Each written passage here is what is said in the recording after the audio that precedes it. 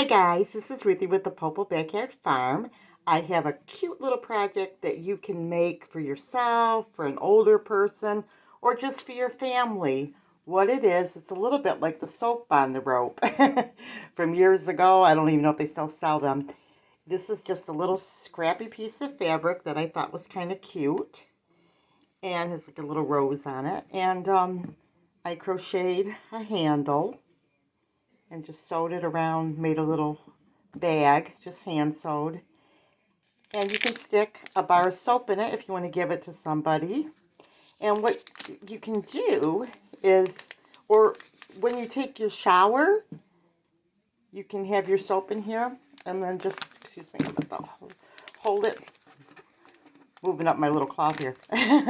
You can just hold it like this and, give yourself a bath. Older people like these because some older people have trouble with their hands, and it makes it easier because they have trouble picking up things.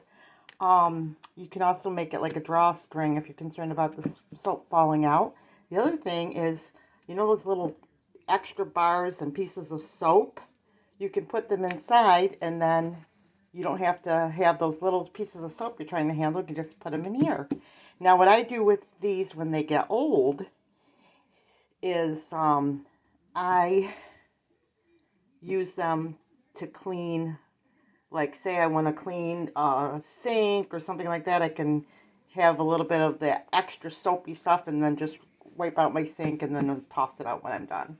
But isn't that a cute idea? I think it's an adorable idea. You can make a whole bunch and give one to everyone in your family, put a bar of soap in them for Christmas, and everybody can have their little own soap bag with their personal soap. Hang it in the bathroom, and then everybody knows whose soap they have too.